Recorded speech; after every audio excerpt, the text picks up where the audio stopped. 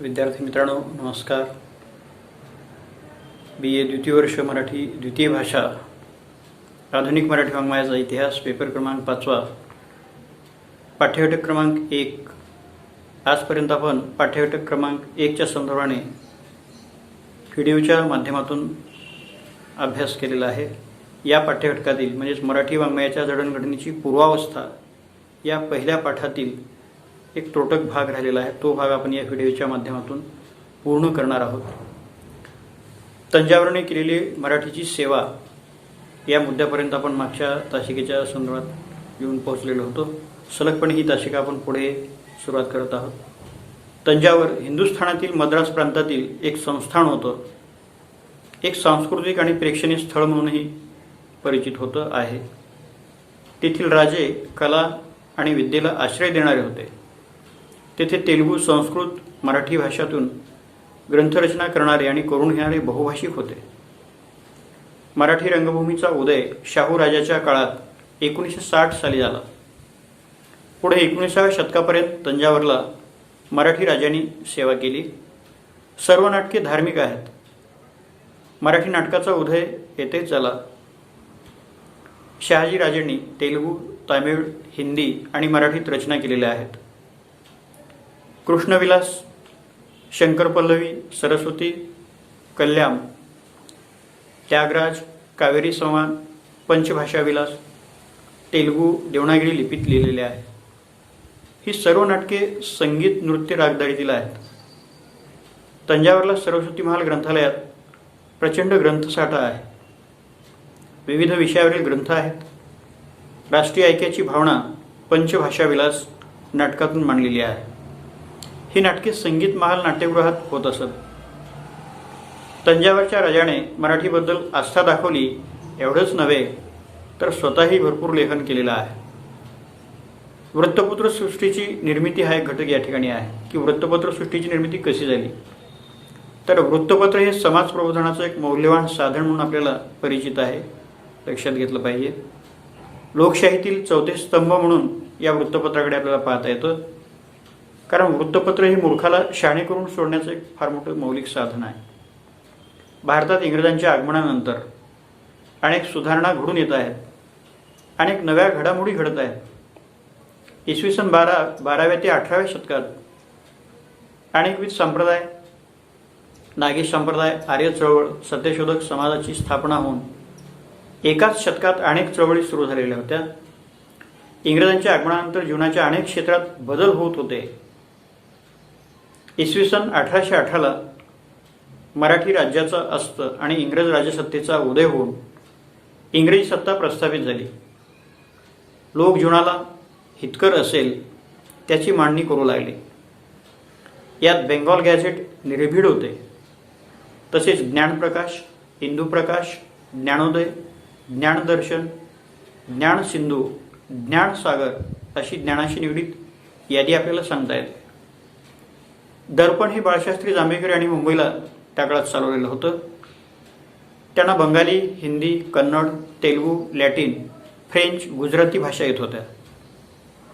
ते व्यासंगी, विद्वान, ज्ञानसंपन्न असून सामाजिक सुधारणेची दृष्टी असणारे होते.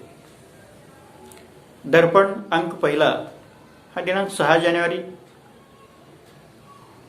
जानेवारीमध्ये आला. प्रभाकर वृत्तपत्र भाऊ महाजन यांनी 24 ऑक्टोबर 1841ला सुरुवात केलेला आहे. पाश्चात्य विद्येचा प्रसार करणे, स्वीकार करणे आणि आपली भाषा आणि संस्कृती यासंबंधी स्वाभिमान असावा ही दृष्टी त्या काळात होती. शतपत्रे, लोकहितवादी गोपाळ हरी देशमुख म्हणजे मराठी समाजाला धार्मिक आणि सामाजिक सुधारणेच्या क्षेत्रामध्ये एक नवी दृष्टी देणारे विचारधर म्हणून त्या काळात लाभलेले होते. त्यानंतर मराठी नियतकालिकांची निर्मिती या संदर्भाने विचार करायचा आहे. कोणतीही चळवळ ही सातत्याने चालणारी एक प्रक्रिया असते. कोणत्याही चळवळीचं अस्तित्व कृतिशीलतेवर अवलंबून असतं. प्रसारमाध्यमे चळवळीचा, विचारांचा प्रचार करीत असतात. वृत्तपत्रे, नियतकालिके ही प्रबोधन, परिवर्तन आणि समाज जागृतीची माध्यमे असून वैचारिक परिवर्तन करत असतात. इंग्रजी शिक्षणाच्या आगमनामुळे भारतीयांना एक नवीन दृष्टी आली आणि प्रबोधन युग जन्मले. नियतकालिके कोणत्याही विषयाच्या संशोधनात उपयोगी पडणारी असतात. नियतकालिकांचा उदय 17व्या शतकाच्या उत्तरार्धात युरोप खंडात झाला. इसवी सन 1613 साली जर्मनीतील हॅम्बर्ग येथील जगातील पहिले नियतकालिक प्रकाशित झाले. इंग्रजांनी हळूहळू स्वार्थी हेतूने नियतकालिकांची परंपरा भारतात सुरुवात केली. भारतातील नियतकालिकांचा उदय होण्यासाठी 19वे शतक उजाडले. दिग्दर्शक हे मराठी भाषेतील पहिले नियतकालिक बाळशास्त्री जांभेकर यांच्या संपादकत्वाखाली प्रकाशित झाले आणि 1840 दरम्यान नियतकालिकांच्या एका नवीन युगाला प्रारंभ झाला. मराठी नियतकालिकामध्ये चंद्रोदय हे प्राचीन मराठी काव्याला संकलित करून मराठी वाचकासमोर आले. हे 1840 मध्ये झालेलं आहे आणि म्हणून त्यास पंच आजोबा म्हणून ओळखले जाते. अरुणोदय 1866 मध्ये काशीनाथ विष्णू फडके यांनी हे नियतकालिक काढलं. याच काळात काही दलित नियतकालिके सुद्धा जन्माला आलेली आहेत. त्यामध्ये दीनबंधू गोपाळबाबा पलंगकर, शिवराम ग्यानबा कांबळे हे दलित पत्रकार 1908 साली दलिताचे पहिले नियतकालिक सोमवंशी मित्र नावाचे निघाले.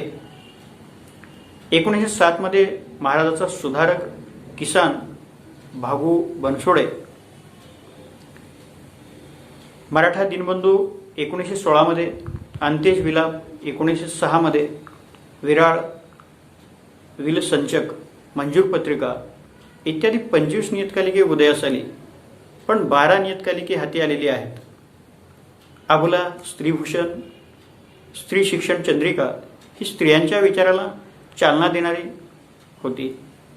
विविध ज्ञानविस्तार आणि निबंधमालांनी तत्कालीन सामाजिक प्रश्नाला एक वाङ्मयीन समीक्षेला आणि वैचारिक लेखनाला प्राधान्य दिलेलं आपल्याला दिसून येत आहे. दादोबा पांडुरंग तरखडकर, दादोबांचा एका गरीब आणि वैश्य कुटुंबात इसवी सन 1814 मध्ये जन्म झाला. ते मूळचे तरखड या गावचे असल्याने तरखडकर हे त्यांचे आडनाव पडले. एल्फिन्स्टन संस्थेत शिक्षकाची नोकरी त्यांनी केलेली आहे. पुढे सुरत येथे शिक्षकाची नोकरी केली. 1852ला डेप्युटी कलेक्टर म्हणून नेमणूक झाली. त्यावेळी 1857च्या भिल्लांचा बंडाचा बिमोड सुद्धा त्यांनी केलेला होता. दादोबांनी व्याकरणाचा अभ्यास केला. दादोबांना मराठी, इंग्रजी, गुजराती, संस्कृत आणि फारसी अशा अनेक भाषा येत होत्या. दादोबांनी आपल्या लेखनात शैक्षणिक, सामाजिक, धार्मिक, सांस्कृतिक विषयाला त्या काळात फार मोठं प्राधान्य दिलेलं होतं. त्यानंतर हरिकेशव पठारे, मराठीतील 5 वाङ्मय सेवकापैकी तिसरे, ते ज्ञानप्रसारक सभेचे अध्यक्ष म्हणूनही हरिकेशव पठारे परिचित होते. मराठी गद्यलेखन करणारे एक श्रेष्ठ लेखक, सार्वजनिक हित जपणारे, कर्तव्यदक्ष आणि देशभक्ती असणारे एक अलौकिक आणि असामान्य व्यक्तिमत्व म्हणून हरिकेशव पठारेकडे आपल्याला पाहता येतं. दादोबांनी आर्य श्लोकात मोती ग्रंथ लिहिला. ते सत्य ते सेवित जावे, महात्मा शौर्य गुणास द्यावे, स्वदेश प्रतिदिनी मणी धरावे, नीती सरे सौख्य दया भजावे, अशा प्रकारचं लेखन त्यांनी केलंय. त्यानंतर विनायक कोंडदेव ओक, आधुनिक काळातील आरंभीच्या 4 वाङ्मय सेवकापैकी एक. पहिले सदाशिव काशीनाथ छत्रे, दुसरे बाळशास्त्री जांभेकर, तिसरे हरिकेशव पठारे आणि चौथे गोविंद नारायण माडगावकर. 5वे आहेत विनायक कोंडदेव ओक, की ज्यांना बालवाङ्मयाचे जनक असं सुद्धा आपल्याला म्हणता येतं. त्यानंतर सदाशिव काशीनाथ छत्रे, महाराष्ट्राच्या समाज सुधारणेच्या कार्याला आणि वाङ्मय लेखनाला ज्यांचा हातभार लागला त्यांचे नाव सदाशिव काशीनाथ छत्रे. वैचारिक आणि वाङ्मयीन योगदान, इंग्रजी राजवटीतील पहिले मराठी ग्रंथकार म्हणून प्रसिद्ध आहेत. बॉम्बे नेटिव्ह एज्युकेशन सोसायटीचे नेटिव्ह सेक्रेटरी म्हणून त्यांनी काम केलेलं आहे. बाळगोष्टी, बोधवचने, बाळमित्र, फटाशीश, नीतिकथा, गणित भाग 1-2, बोधकथेचे ताराचंद्राचे केलेले भाषांतर ही सर्व पुस्तके लहान मुलासाठी लिहिलेली आहेत. इंग्रजी उत्तम गीते त्यांनी लिहिली. परदेशी भाषेचे सूक्ष्म आणि शुद्ध स्वरूपाचं ज्ञान सुद्धा त्यांनी त्या काळात संपादन केलेलं आहे. त्यानंतर भाऊ दाजी लाड, ज्याला रामचंद्र विठ्ठल लाड असं म्हणतात, सामाजिक परिवर्तनवादी चळवळीचे प्रचार प्रसारक भाऊ दाजी लाड हे इंग्रजी राज्यातील एक पुरोगामी विचारवंत म्हणून परिचित आहेत. 1822 रोजी मांजरी येथे त्यांचा जन्म झाला. ज्ञानप्रसारक सभा नावाची संस्था त्यांनी स्थापन केली. आर्यवेद भाषेतील जुने हस्तलिखित ग्रंथ आणि प्राचीन नाणी व ताम्रपटाचा संग्रह सुद्धा त्यांनी त्या काळात केलेला होता. आणि इतिहास संशोधकांनी केलेल्या चुका त्यांनी त्या काळात दाखवून दिलेल्या होत्या. तर जवळपास या पाठ्यघटकाच्या अनुषंगाने म्हणजे मराठी वाङ्मयाच्या जडणघडणीची पूर्वावस्था या पहिल्या पाठ्यघटकाच्या अनुषंगाने या तासिकेला आपला एवढा अभ्यासक्रम या संदर्भाने पुरेसा आहे. सलगपणे काही उर्वरित राहिलेला पाठ्यघटक आपण नंतरच्या व्हिडिओमधून प्रकाशित करणार आहोत, दाखवणार आहोत. तोपर्यंत थांबूया. धन्यवाद.